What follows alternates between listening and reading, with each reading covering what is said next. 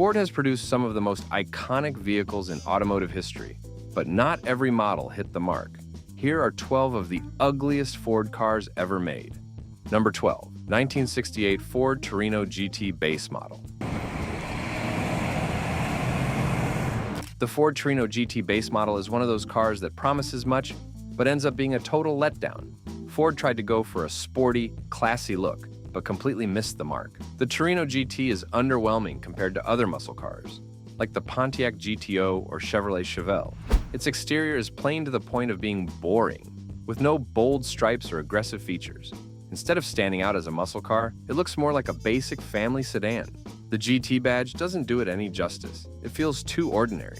Under the hood, things don't improve. Instead of the powerful V8 engine you'd expect from a GT, the base model comes with a weak 288 cubic inch V8, offering only 195 horsepower. For a so-called muscle car, that's laughable. Some versions even came with a 6-cylinder engine, which made the car feel even slower. Acceleration could have been more active, lacking the power and excitement that should come with the GT name. The interior could be better. The Torino GT feels cheap and uncomfortable instead of a sporty, comfortable cabin. The seats are nothing special, and the overall design looks like something from a budget family sedan. The dashboard is plain, filled with cheap plastics and vinyl, offering no sense of performance or luxury. There's absolutely nothing to make you feel like you're driving anything special. In addition, the suspension is far too soft, making the car feel disconnected from the road. The handling could be better, and it doesn't deliver the sharp, exciting drive you'd expect from a muscle car. To top it all off, the exterior design could be better. With its full-width recessed grille and plain, smooth body sides, the Torino GT doesn't scream muscle. The rectangular taillights and odd placement of parking lights make it even less appealing. It's a car that tried to be something it wasn't. Number 11, 1974 Ford Gran Trino. The 1974 Ford Gran Trino is a classic example of a car that tried to maintain its muscle car reputation despite the times dragging it down. By 1974, emissions regulations had already started to take their toll on performance, and it showed. Though larger and supposedly more luxurious than the Mustang, the Gran Trino was a heavy, sluggish beast. The top engine for that year was a massive 452 cubic inches V8 engine, which in previous years had been capable of over 400 horsepower. But by 1974, it had been neutered to a mere 220 horsepower and 355 pound-feet of torque. This meant that the once powerful engine could only manage a painfully slow 0 to 60 miles per hour of about 9.6 seconds, nowhere near the image of speed seen in shows like Starsky and Hutch. Despite its size, the Gran Trino was far from the high-performance machine it once was. The engine was front-mounted and the car had rear-wheel drive. But all this amounted to was a large, cumbersome vehicle with trouble keeping up. The 1974 model had a mere 140 horsepower at 3,800 revolutions per minute, proving how much it had lost its muscle car identity. Design-wise, the Gran Trino could have been more inspired. New government regulations mandated larger, bulkier rear bumpers that could handle impacts at 5 miles per hour. These oversized, square-shaped bumpers sat lower than before and were joined by wraparound rectangular taillights, making the car look more like a tank than a performance vehicle. The front end received a similar update, with a larger, more pointed grille divided into 8 sections and a relocated license plate on the driver's side. Though the Gran Trino Brougham had a few touches of class, such as a reflector panel between the taillights and a stand-up hood ornament, this car was a far cry from the muscle car it once was, heavy, slow, and burdened by unnecessary design changes. If you're enjoying this look at Ford's ugliest cars, don't forget to like and subscribe for more. Number 10, 1978 Ford Mustang II King Cobra. The 1978 Ford Mustang II King Cobra is a perfect example of how far American performance cars had fallen by the late 1970s. After 1971, the muscle car era took a serious hit, and the Mustang was no exception. While technically still a pony car, many of its performance versions tried and failed to belong in the muscle car world. The Mustang II was born out of the need for more fuel-efficient vehicles, a far cry from the powerful machines of the past. Lee Iacocca, the mastermind behind this downsized Mustang, did his best with the situation, but the result was nothing to write home about. Regarding performance, the Mustang II King Cobra was weak at best. Even the top model's 299 cubic inches V8 engine barely managed 142 horsepower. The King Cobra version, introduced in 1978, took a sluggish 10.5 seconds to reach 60 miles per hour. This car was far from the high-performance vehicle enthusiasts had come to expect from the Mustang name. Despite its lackluster performance, the Mustang II sold over 1 million units between 1974 and 1978, with even a Car of the Year award from Motor Trend in 1974. But that didn't change the fact that the King Cobra, despite its flashy looks, had a weak engine that couldn't hold a candle to other muscle cars. Its 302 cubic inch V8 engine made a disappointing 139 horsepower, thanks to harsh emissions restrictions. The 1978 King Cobra was the last of the Mustang II line before Ford tried to bring back the Mustang's performance roots with the third generation in 1979. While it had sporty looks, the Mustang II King Cobra was more about appearance than actual performance, making it far from the iconic muscle car it was meant to be. Number 9, 1955 Ford Fairlane. The Ford Fairlane, first introduced in 1955, is one of those cars lost in the shuffle of automotive history. Named after Henry Ford's estate in Dearborn, Michigan, it tried to carve out a name alongside Chevy's more stylish Tri-5 models. While the Fairlane had some redeeming qualities, it was often overshadowed by more popular Ford models and lacked the charm to stand out. Over the long run, it underwent countless changes, but none gave it an identity. The 1964 Fairlane, with its 427 cubic inch V8 engine that produced over 650 horsepower, is often remembered as the car's brightest moment. The Thunderbolt model was a terror on the racetrack, even making sub-10-second drag runs. But beyond the Thunderbolt, the Fairlane rarely lived up to expectations. Its early models were plain, uninspired, and needed more flair than other Ford offerings. And while the Thunderbolt stood out, other Fairlanes were underpowered, particularly the later models, which became bulkier and less efficient over time. The Fairlane's design fluctuated wildly, leaving it looking awkward and inconsistent. Early models were basic, and the later years saw the car grow larger, but not necessarily better. It could have been more stylish, and Ford's changes often felt like half-hearted attempts to keep up with the times. When the Torino replaced the Fairlane in the 70s, it faded into obscurity, a forgotten chapter in Ford's history. Despite its lackluster performance and design, the Fairlane did have some moments of interest, like the 1959 Fairlane Skyliner, with its impressive retractable roof. However, in the grand scheme, the Fairlane remains one of those cars with potential but ultimately didn't deliver. Number 8, 1960 Ford Falcon. The 1960 Ford Falcon is the epitome of a forgettable car, uninspiring, plain, and frankly underwhelming in almost every way.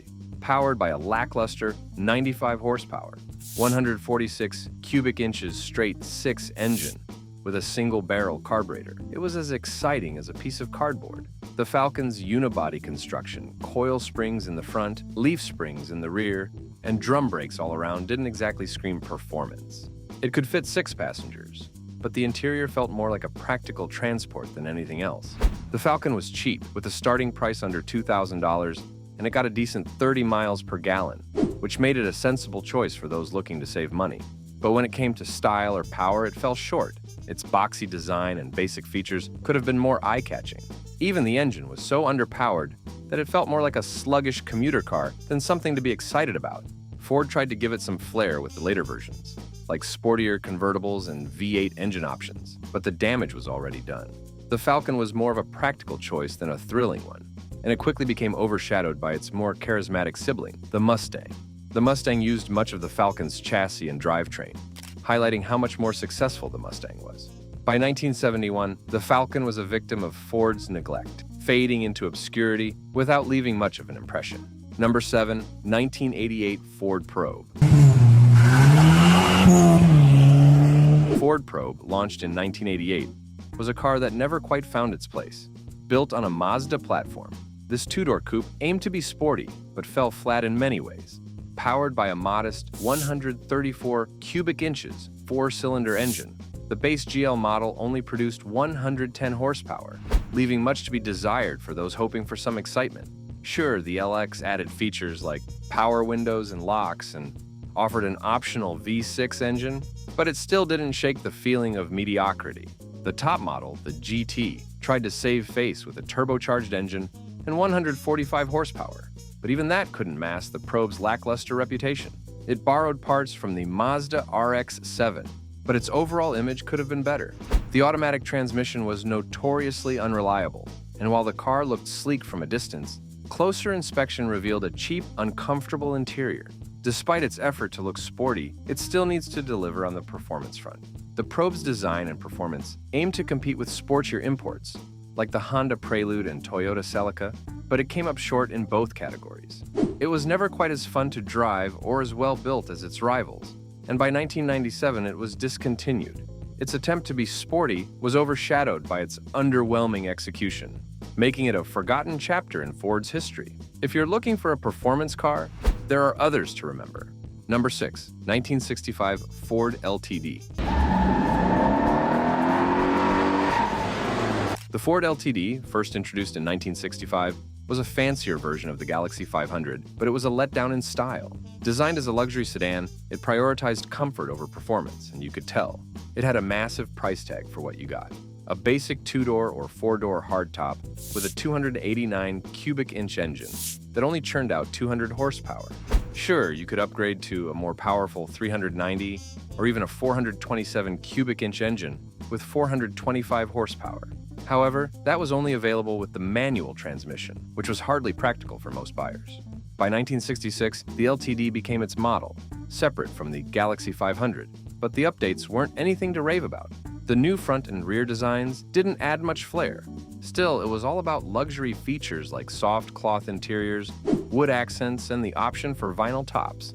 If you could afford it, you could also get power windows and air conditioning, but it didn't help the LTD stand out in a sea of other luxury sedans. The LTD tried to push Ford into the luxury car market, but it only forced its competitors to step up their game.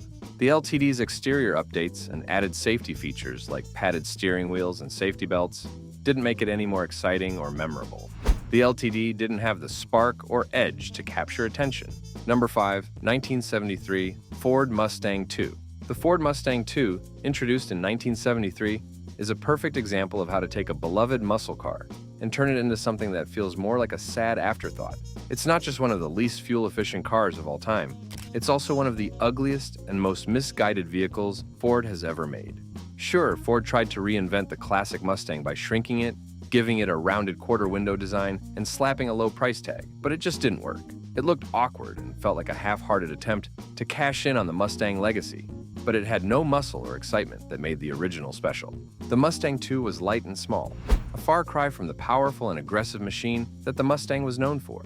It was introduced with a 268 cubic inch engine, producing only 139 horsepower, hardly inspiring. It won Motor Trend's Car of the Year in 1974, but let's be honest, that was more about timing than triumph. The energy crisis was hitting, and people were looking for smaller, more fuel-efficient cars. Ford capitalized on that, but they delivered a shadow of the Mustang's former glory. In the end, the Mustang II became a symbol of the car industry's struggle during the 70s. People may have bought it out of necessity, but by the end of its run, it was a forgotten relic of a more desperate time.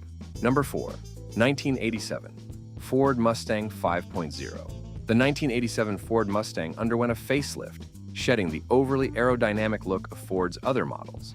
While most sheet metal components remained unchanged, the front end featured a retooled plastic bumper cover that gave it a distinct appearance. Unfortunately, the redesign did little to address some of the car's deeper flaws. Ford also significantly changed the engine lineup, dropping the SVO, 4-cylinder turbo, and 6-cylinder options. The reason? Poor sales. Despite decent performance numbers, Mustang buyers were uninterested in anything less than a V8 engine. The SVO's mediocre reception highlighted this preference, and Ford had to pivot. However, it wasn't just about consumer preference. Protests by the United Auto Workers against potential layoffs at the Dearborn assembly plant, and thousands of letters from Mustang enthusiasts resisting the changes pushed Ford into this decision. As a result, the redesigned 1987 Mustang offered only a 4-cylinder or V8 engine. The Mustang GT5, the so-called flagship, had a 3-door coupe body and a front-mounted engine driving the rear wheels. Its 8-cylinder overhead valve, naturally aspirated engine displaced 299 cubic inches. It produced 225 brake horsepower at 4,200 revolutions per minute and 300 pound-feet of torque at 3,200 revolutions per minute, paired with either a 5-speed manual or a 4-speed automatic transmission. It was functional but lacked innovation. Despite the updates, the 1987 Mustang struggled to feel modern or exciting, cementing its place as a divisive design. Number 3, 1970 to 1977 Ford Maverick. The Ford Maverick, produced from 1970 to 1977, is an unappealing car remembered for its unremarkable design and lackluster execution. Its boxy shape and minimal styling made it one of the dullest vehicles in Ford's lineup, especially compared to the sleek muscle cars of its era. Initially launched as a 2-door, Ford added a 4-door option. Still, both shared the same uninspired rear-wheel drive platform as the 1960 Falcon, which it replaced in many markets, except in Australia, where the Falcon remained. The Maverick was manufactured in Canada, Mexico, Venezuela, and Brazil, where it was particularly unpopular. Its name, Maverick, comes from unbranded cattle, and its Longhorn-inspired logo hardly helped its image. While Ford intended the Maverick to compete with Japanese imports, like the Datsun and Toyota, it fell short in appeal and functionality. Launched in 1969 with a starting price of $1,995, the Maverick was meant to be affordable. However, it came stripped of basic features, lacking even a glove compartment until 1973. Ford attempted to inject some excitement with bright paint colors named Anti-Establishment and Thanks Vermilion, but these gimmicks couldn't mask the car's shortcomings. Under the hood, the Maverick offered a meager 170 cubic inch straight-six engine. Despite its affordability, its rough ride, cheap feel, and uninspired performance made it less desirable, especially compared to Ford's iconic models like the Mustang. The Maverick struggled to be anything more than an economy car with little charm. Number 2, 1969 Ford Mustang Mach 1. The 1969 Ford Mustang was a redesign that added bulk and various questionable styling choices. The body grew by nearly 10 centimeters, while the wheelbase stayed at 274 centimeters. Width increased by over 1 centimeter, and the car's weight ballooned significantly. This made the car feel cumbersome, with a bloated look that sacrificed the sleekness of earlier models. Quad headlamps, placed inside and outside the grille, were an awkward addition, and the classic corralled grille pony emblem was replaced with a smaller pony and tri-bar logo shoved off-center to the driver's side. The once attractive side panels were replaced with convex designs that looked heavy and uninspired. Even the beloved fastback model was rebranded as the Sports Roof, which felt like an unnecessary and pretentious rebranding exercise. However, Ford introduced the Mach 1 package, which offered a grab bag of styling and performance features that were more excessive than effective. Reflective striping, a matte black hood with a simulated air scoop, and NASCAR-style cable tie-downs all screamed, "Trying too hard." The shaker hood scoop, mounted directly to the air cleaner, was functional but gimmicky, visibly vibrating through a hole in the hood. Dual exhausts, chrome gas caps, rear deck spoilers, and blackout rear window louvers were supposed to add aggression, but were overly flashy. Not only this, the Mach 1's interior attempted luxury but fell short. Teak wood grain trim and extra soundproofing clashed with the car's sporty aspirations. High-backed bucket seats were a small redeeming feature, but the overall interior felt like it was trying to be everything to everyone and failing. Powertrain options, ranging from the 351 cubic inch Windsor to the 428 Super Cobra jet, added performance, but came with significant weight and handling issues. The heavy-duty suspension upgrades on big block models reinforced the bulkiness of the design, making the car feel unwieldy. In trying to cater to every taste, the 1969 Mustang, particularly the Mach 1, became a confused mishmash of styles and features, far removed from the simplicity and charm of the original pony car. Number 1, 1984 Ford Mustang SVO. The 1984 Ford Mustang SVO was an unusual departure from the traditional Mustang formula, designed during a time of strict fuel regulations. Intended to compete with sporty imports like the Toyota Supra and Porsche 944, the SVO's design and engineering choices made it one of the strangest Mustangs ever produced, and not always in a good way. Visually, the SVO looked awkward. Its front fascia featured an oddly revised headlight layout and a functional off-center hood scoop that looked like an afterthought. The dual-wing rear spoiler was distinctive but clunky, making the car's rear end look overly busy. These design quirks, while unique, failed to capture the muscular appeal of traditional Mustangs. Inside, the SVO's highlight was a turbocharged 140 cubic inches four-cylinder engine, producing 175 horsepower and 210 pound-feet of torque. While these numbers matched the V8-powered Mustang GT, the smaller engine lacked the throaty rumble and raw appeal Mustang enthusiasts expected. Choosing a small turbocharged engine derived from the Pinto and Mustang II platforms was controversial. The reasoning behind it, better weight distribution and a high-tech image, felt overly academic and out of touch with Mustang's muscle car roots. The SVO did shine in handling, with a suspension featuring adjustable shocks and anti-roll bars, which made it one of the best handling Mustangs of its time. However, many only needed a little to offset its higher price tag than the Mustang GT, which offered a more traditional muscle car experience. Inside, the SVO had bucket seats and full instrumentation, but the interior lacked flair and felt uninspired compared to the bold styling of earlier Mustangs. With fewer than 10,000 units sold, the SVO became a niche, almost forgotten chapter in Mustang history. While it aimed to bring sophistication and innovation, the SVO ultimately felt like a misguided attempt to redefine what a Mustang could be. It left many wondering why Ford abandoned the classic muscle car formula that had worked so well. Which other Ford models deserve a spot on the ugliest cars list? Let us know in the comments below.